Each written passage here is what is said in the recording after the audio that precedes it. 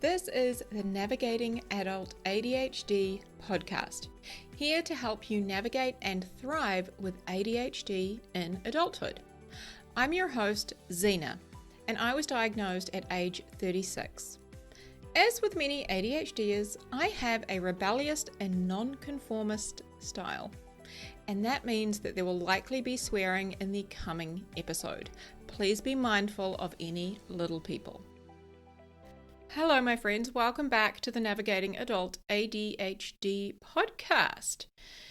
Episode number 19. Woohoo! So today we're going to be talking about the ADHD nervous system, what it means to have an interest-based nervous system, and how our nervous systems are ultimately different for those of us who have ADHD. Okay? Now, before I do that, I have two important things that I want to tell you all about. First of all, some of you guys don't know that I am a coach. So before we dive into our episode today, I wanted to tell you that I have been coaching women's brains for coming up 8 years now. I combine science-backed research and mindset tools to help women with ADHD end their struggles, whether that's struggles with how they feel emotionally, with getting started, with overwhelm, with following through, all the things. Now, if that's something that interests you or you want to know a little bit more about, then head over to my website, zenajones.com, book in for a free consultation, and we can have a chat. Now, the second thing I want to tell you all about is I am going to run a free masterclass on the 4th of August. And this is going to be called How to End the Struggle with ADHD. This is really going to be centered around how to feel better and get motivated when you have ADHD. It is meant to be a 1-hour class, although it may extend out to 90 minutes. You do not have to stay for the entire thing, although I would encourage that. That bit has yet to be determined in terms of the time. But it's a free class and it's going to be held on Zoom so that no matter where in the world you are, you can get access to it, okay? So during this class, I'm going to be teaching the 3 areas that you need to focus on to really change the way that you feel and, increase your level of motivation and improve your relationship to getting things done. There are 3 key areas. We're also going to talk about how to hack your brain to increase your dopamine. I've got a bunch of things that I'm going to share with you for various ways that you can increase your dopamine levels to generate more motivation as well as more feelings of overall well-being. And I'm going to share the number 1 mistake that people often make that leads to more procrastination, more negative self-talk, and a lower mood. And ultimately, I want you all to leave this masterclass with a range of tools, tips, and strategies that you can play with. Play being the kind of key word there. A whole bunch of different things that you can play with in your life. And not only that, I want you to leave this class feeling better about yourself, about what it means to have ADHD and how you can really, harness your ADHD and use it for you. Okay? So that's what this class is all about. I haven't yet decided on the 60 or the 90 minutes, but thereabouts, my friend. So keeping in mind, I am in New Zealand and many of you are spread across the globe, which is incredible. So this class is going to be happening on Friday the 4th of August at 12 p.m. lunchtime here in New Zealand. So what that means is it will be Thursday the 3rd of August at 5 p.m. Pacific for other time zones, okay? I'm going to include a link to convert it to your local time zone when you register, because I find it can be very confusing when I start, rattling off lots of time zones or including lots of time zones on the registration form, okay? So if for some reason you can't be there live, or if unfortunately it is the middle of the night for you, I know for my UK, Europe people, it will be the middle of the night for you. If you register, you will get sent a replay. Okay, so if you can't be there live, and I definitely encourage that because then you can ask questions and participate. But if you can't be there, then of course I'm going to send out a replay after the class providing the recording goes well. I have had one time when it didn't record, but for the most part, it usually does. So just make sure that you register so that you do get the replay. Okay, so if you want to register, if you want to come to that class, which I highly encourage you to do, head over to zenajones.com/masterclass.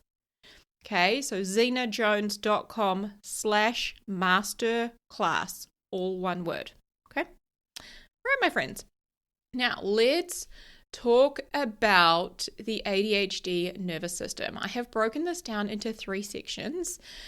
So first of all, let's talk about why does this matter? Like, why should you care about your ADHD nervous system and how it's different?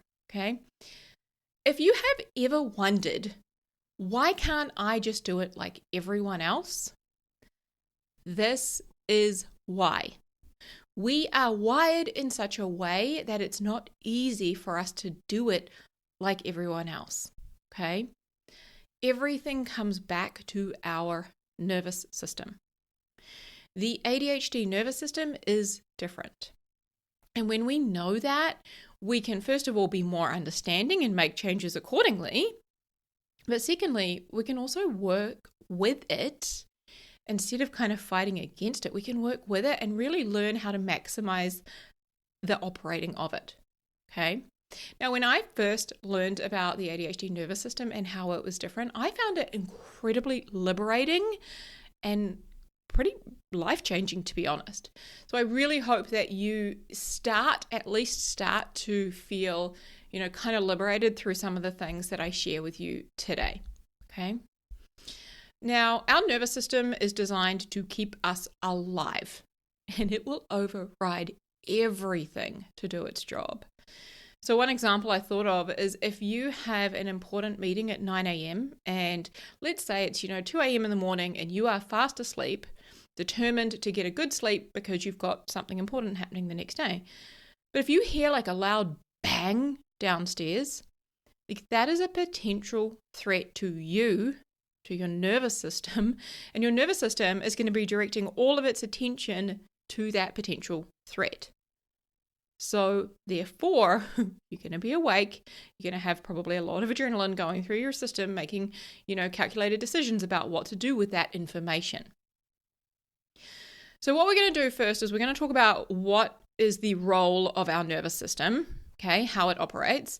Then we're going to talk about how our ADHD nervous system is different.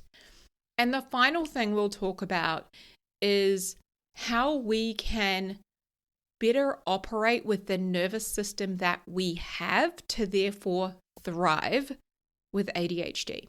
Okay? So the purpose of our nervous system is to act as a communication and control center for the rest of our body. So it helps different parts of our body to work together and respond to the world around us, right? So just like how the internet connects computers all over the world, right? I can send an email from here to somebody over in New York, and we are connected in that way via the internet. Okay, so just like how the internet connects computers and allows them to share information, the nervous system connects all the parts of our body and lets them send messages to each other all throughout our body. Okay, now the nervous system has 2 main functions. Number 1 is sensory function. So that helps us to sense and understand what is happening in the world around us. So that includes like our 5 senses. So we see things, we hear things, we smell things, we taste things, and we touch things. And then our nervous system collects all of that information from our senses, and it sends these messages to our brain where those, all of those messages are then filtered and processed and filed or, kind of understood and decisions are made. So that's number 1 is the sensory function. The second main function of our nervous system is motor function. Okay, so the nervous system also helps us to move around, to move our body, to do things. Okay, when we want to go for a walk, when we want to talk to somebody, when we want to eat food or, go outside and play on a playground. Our brain sends messages through our nervous systems to our muscles, telling our muscles what to do. Okay? This way we can control our body's movement and interact with the environment around us. Okay? So it sends all of these messages right throughout our body so that we can move. So we have, again, two different parts to that nervous system, okay? So first of all, it's got two main functions, and then the nervous system itself is made up of two main parts.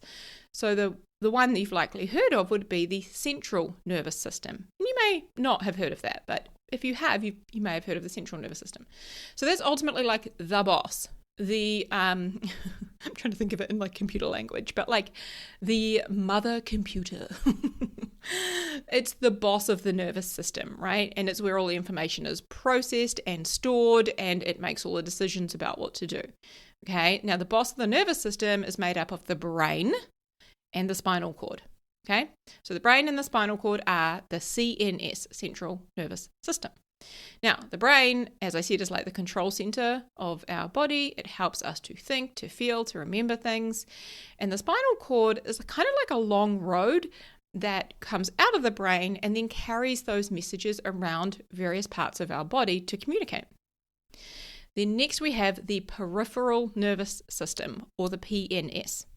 Okay, so this is like all of the little helpers all throughout our body, all the little tiny nerve endings all throughout our body. And it includes, nerves that go from our brain all throughout to our fingers and our toes and our limbs and everywhere in our body.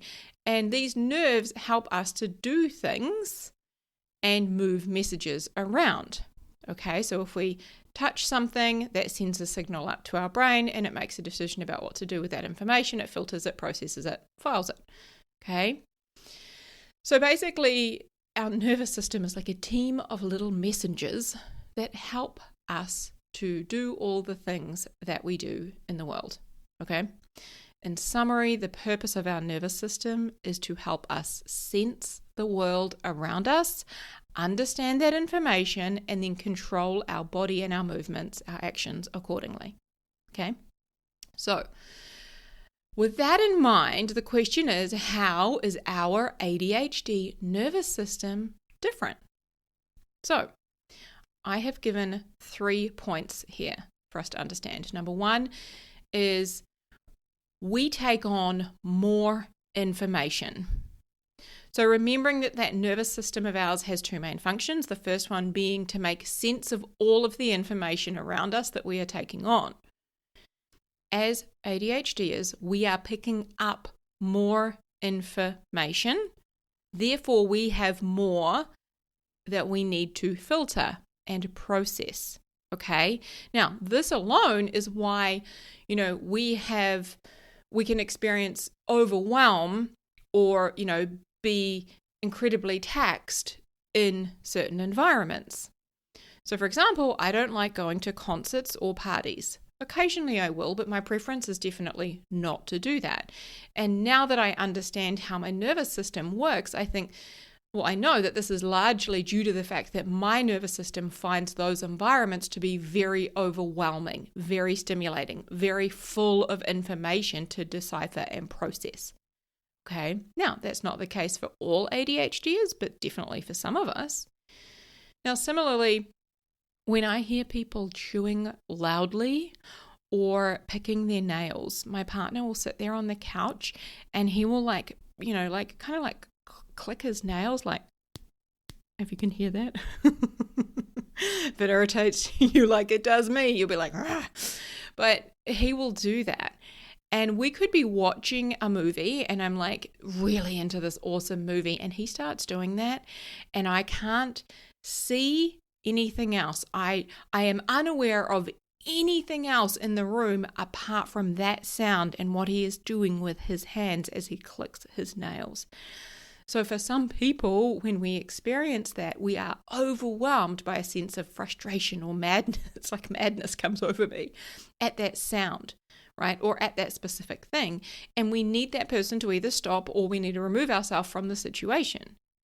And what happens is like our nervous system, takes that information and it doesn't gel with our nervous system in some way. I don't know the exact science behind this, but it puts our nervous system on high alert. We don't like it. All our attention is directed to that particular thing.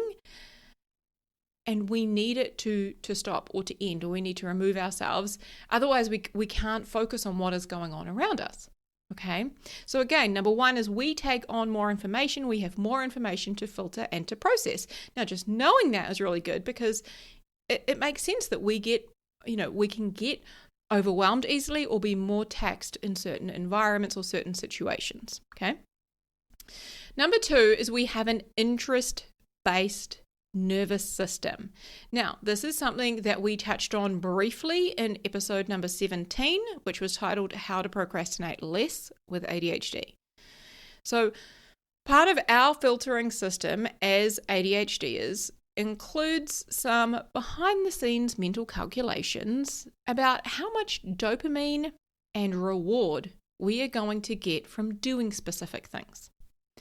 So we then prioritize things in order of, how much dopamine and pleasure we're going to get, which isn't necessarily in order of importance.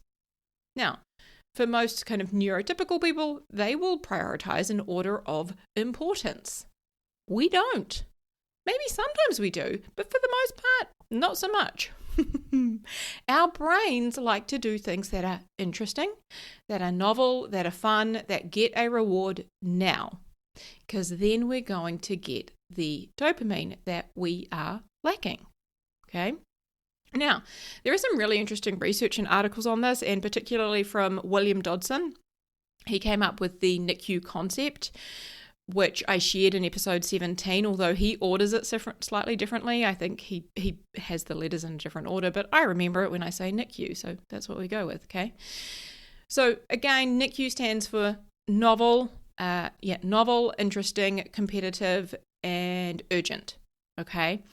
And that is how our brain loves to prioritize things. We like to do things that are novel, that are interesting, that have an element of competition, or that have an element of urgency. We already know that, we often leave things till the last minute, whether it's, finishing a project last minute or recording this podcast last minute before it's due to get, released and published out into the world. With that deadline, we get shit done. Okay, so we know these things, no doubt. So, bear with me, I lost my place in my notes. I got so into that just then. So just to, I quickly recap the NICU for you. But again, like using that NICU format is a way to get our brain and our body, aka our nervous system, on board to do certain things. Okay? So one of the things our interest-based nervous system does when filtering information out and deciding what to do with it is it calculates the perceived effort versus the reward. And if it requires more effort than the reward is going to be, it usually does nothing. So say, for example, if it calculates the effort at a level 7, but the reward is going to be at a level 5, our brain is like, no, we're not going to do that. Whereas if the effort is a level 7 and the reward is a level 7 or a level 8, our brain will usually go, okay, cool, I'll go do the thing. So for example, let me give you some context to this. I had been wanting to rewrite some of the pages on my website. I had been wanting to change the wording and make some changes to line it all up. I'd been wanting to do that for probably over a month now. But every time I thought about doing it, my brain was doing a behind-the-scenes calculation. This isn't something I was aware of, but it was doing the behind-the-scenes calculation and deciding that it required a shitload of effort based on previous experience. I have an association in my brain that writing and doing kind of official things, and I kind of categorize making, a website as an official thing, that those things are really, really hard. They require a lot of me and they take a lot of time, and then I go back and forward and it's very painful. So based on my previous associations, my previous experience to doing it, the effort level was very, very high. Meaning that task kept getting pushed from one week to the next week, to the next week, to the next. Because the reward of doing it wasn't great enough. Now, it didn't mean that I didn't want to do it. I have really wanted to do this for quite some time. That's why I kept putting it on my list week after week after week. But my brain did a calculation and decided other things were going to give me more dopamine, more reward, more pleasure now, and that they would likely require less effort. Now, I have since done this, done this activity or done some of the website changes, not all, but some. And it was a very interesting experiment to share with you on a future podcast. But my brain was doing this behind the scenes calculation. And I wasn't aware of it at the time. And finally it clicked with me and I was like, oh, I know exactly what's happening. And with that information, I was able to go and get it done.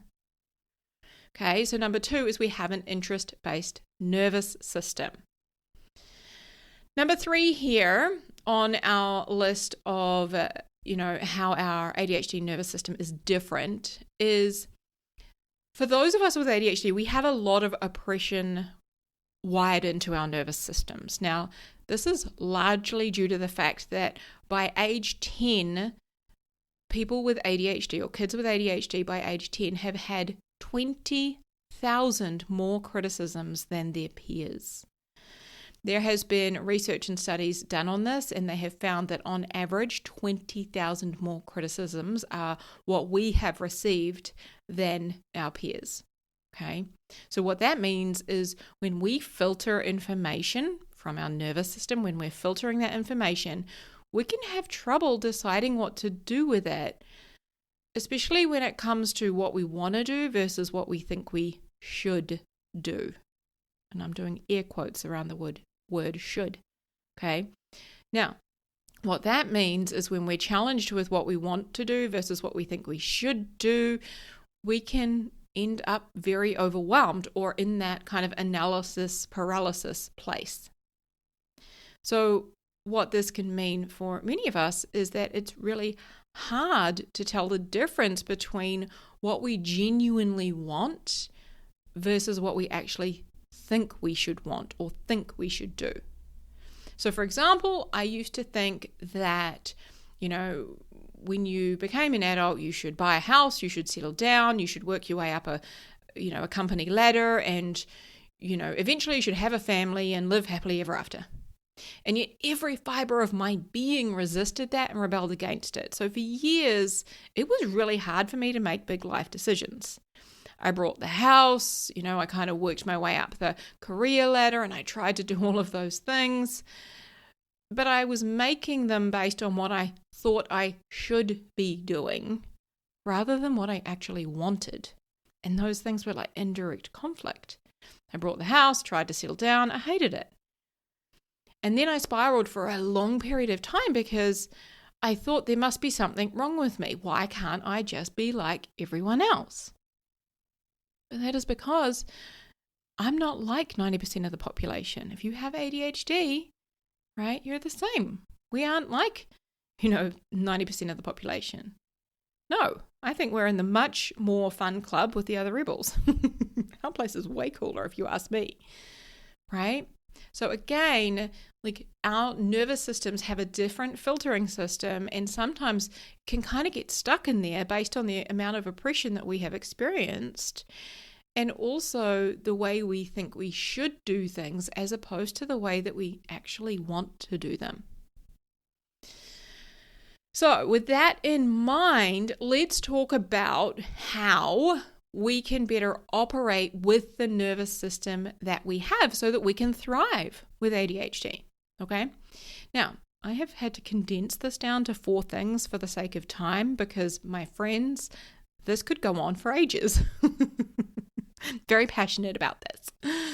So we've got 4 things, but there are plenty of ways that we can play, and play is the operative word here, play with this information and, working with our nervous systems, our brains, etc. Okay. So first of all, we've got 4 things. Number 1 is do things your way. Do change your way. Do habits, do success, do life your way. Don't worry about how other people, particularly neurotypical people, do things, right? You want to work with your nervous system, and that will likely mean you do things differently. Now, I'll give you an example of this from my life. I tried for years to get myself to time block my weeks, meaning that I have an electronic calendar, like it's my iCal or whatever on my Mac here on my laptop, and I would take from sort of 9 to 5-ish roughly, I would time block all of the various hours and try and fill out almost a 40-hour week or thereabouts. And I would, decide what I wanted to accomplish for the week and then break it into chunks and schedule all of those chunks into my calendar, and it would look very full and very colorful. Now, this just does not work for me. It works for most neurotypical people I know. It also works for some ADHDers too. Hence the word play here. You've got to play with it. However, it doesn't work for me. I find it incredibly overwhelming to look at this packed, full calendar. I just feel so much pressure, and I get really tense when I look at that and even explain it to you all. When I look at those things, it's like, no, I don't necessarily want to do them, or that's really hard or challenging, or like, no. I start to get very rebellious and not do it. And then I try and force myself to. And then it's like, you start to criticize yourself and beat yourself up for not doing it. No, just didn't work for me. So instead, I have a system that works really well for me. So I have all of my non-negotiables for my week are on that electronic calendar. So I have client calls, I have my weekly podcast, a few other things that I'm probably forgetting right now. And throughout each day, there will be certain hours of my calendar that are blocked out with my non-negotiables. Then I have a lot of white space in my calendar, and I love it that way. I use a post-it note each day. I have a little post-it note right here, and I write down roughly 3 to 5 things that I want to achieve for that day or I want to continue working on. And then in between all of my non-negotiables, in between the client calls, the podcast recording, etc., I focus on the things that are on those post-it note. And they are things that I want to work on. So often this will be things like writing an email or sharing something on social media, making a new video, reaching out to someone, replying to an email. And right now, one of the things is working on this workshop, right, that I told you about at the beginning. I'm working on that. Plus, I also have a big piece of paper next to me, like right next to that post-it note, and I write anything and everything that comes to me throughout the day. Like, oh, I want to look up this, or oh, I'm interested in this, or oh, this is a good idea, or oh, ADHD brain, like the squirrel ideas are always going ding, ding, ding, ding, ding. So I use that piece of paper for that. And then towards the end of the day, I will finish with my little post-it note, and I don't always cross everything off, and that's okay. I cross some things off, and that's great.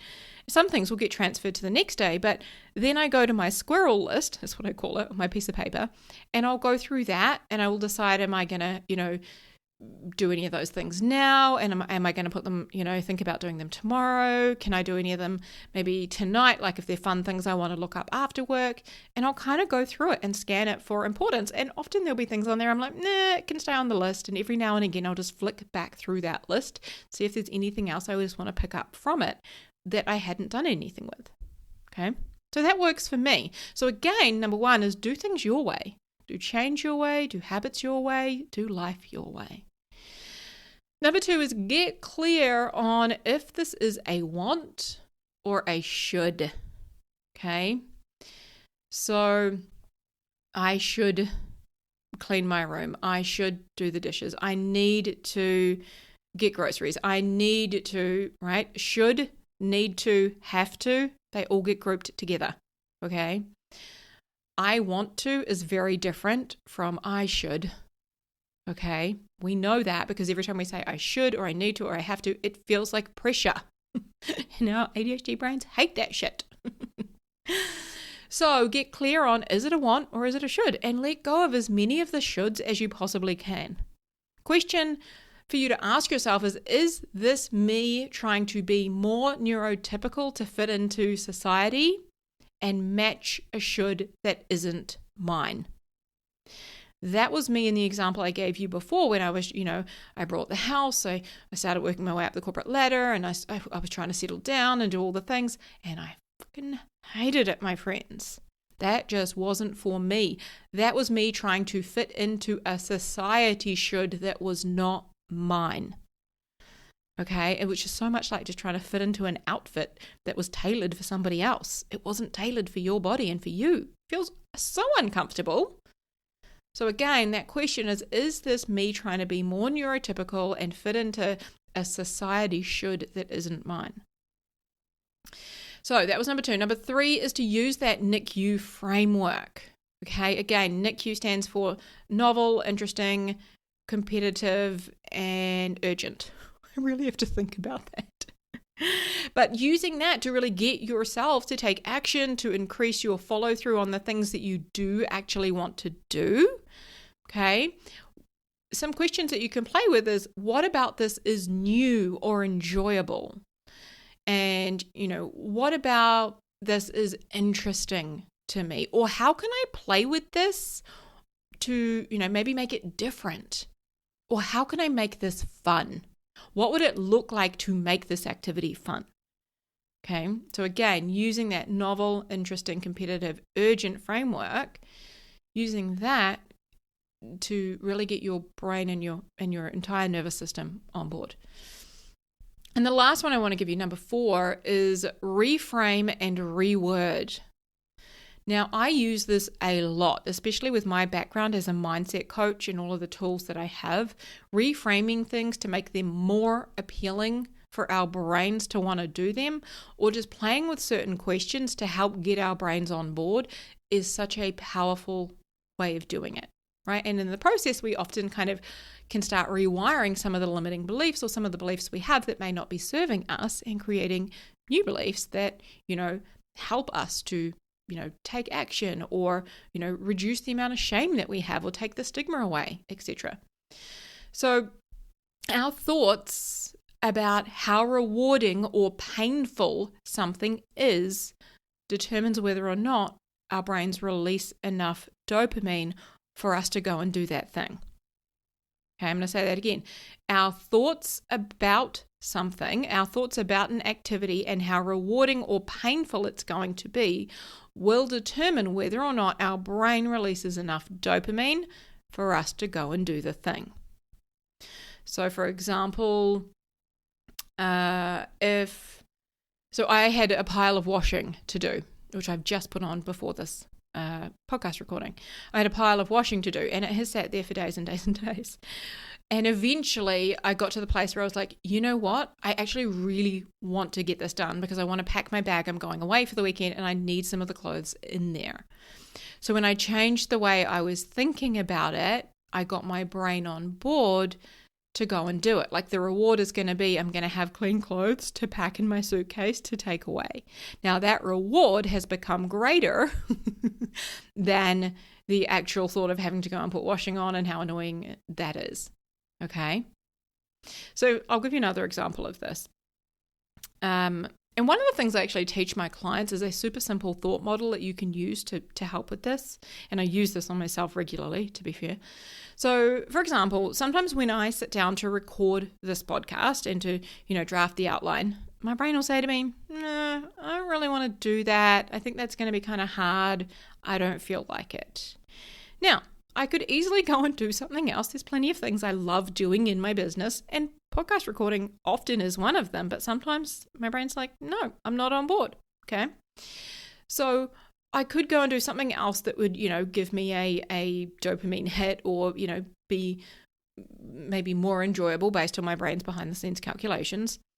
Or I could just take a few minutes to either challenge the idea that I don't want to do it and I don't feel like it, or it's not going to be that pleasurable, or take some time to reframe the way I'm looking at it and, kind of asking some of those questions that I gave you before using that NICU framework, basically, So for today's episode, I started to think about how I love learning. I love learning things that I'm interested in and passionate about. Now, ADHD is one of them. Anything related to mindset and, how to feel better is huge for me. Like, I'm so passionate about those things. And so I knew that I was going to do more research ahead of this recording on the nervous system so that I could, try to better explain it and have a few kind of key terms for you all. So with that knowledge in mind that I was going to do research about this episode, I had no trouble getting started. I started to get kind of excited, and I went and told my partner, I was like, don't disturb me. I'm doing research for the podcast. It's very important. And I sat down, and once that dopamine kicked in, it was all go, my friends. It was hyper-focus into it. And it's been so fun. I have loved, kind of learning some new things and some other things that I can kind of gave me ideas for further podcast episodes, all of that. But that came from, it was kind of a combination of using that NICU format, but also when we use that NICU format, what's happening behind the scenes is our brain is changing the way it thinks about the activity or the task in front of us. And when we change our thoughts, we change the way we feel, we go and do the thing. Okay, the dopamine gets released, we do the activity. Okay, so again, I'll just recap those 4 things that we can, kind of do or use to thrive with our ADHD nervous system is number 1, doing things our way. Number 2 is getting clear on whether this is a want or a should. Number 3, using that NICU framework. And number 4 is to reframe and reword things. Okay, because our thoughts about the activity, how rewarding or painful it is, determines whether or not our brain releases enough dopamine and we go and do the thing. Okay? So, last thing before we wrap up that I want to say is don't forget to register for that free masterclass on feeling better and getting motivated when you have ADHD. We are going to be covering the 3 core pillars to thriving with ADHD, which are mindset, dopamine, and the nervous system. I am so excited to teach this class to you all. It's going to be so fun, and I would really love to meet more of you. That would be so cool. So make sure to visit zenajones.com/masterclass. Do it right now, or set a reminder on your phone if you're out and about so that you don't miss out, so that you don't forget. If you're anything like me, and my guess is you could be, our brains don't always remember things, even when they're important, okay? So head over there right now, zenajones.com/masterclass, and sign up. All right, my friends, have a beautiful week. Huge love to you all. Hey, friend, I know exactly what it's like to feel frustrated and confused with your ADHD, and to wish that you could better understand what the hell is going on in your brain. And that's exactly why I created my coaching program, Thriving with ADHD. Inside Thriving with ADHD, you learn a step-by-step process to set and finally achieve your goals, to understand yourself and your ADHD. It's where you learn to feel better and manage your emotions and create systems and processes that work for you with your ADHD brain. This is designed for you to learn how to thrive with ADHD so you can create the life that you were meant to live. Visit zenajones.com/ADHD to learn more and book a consultation.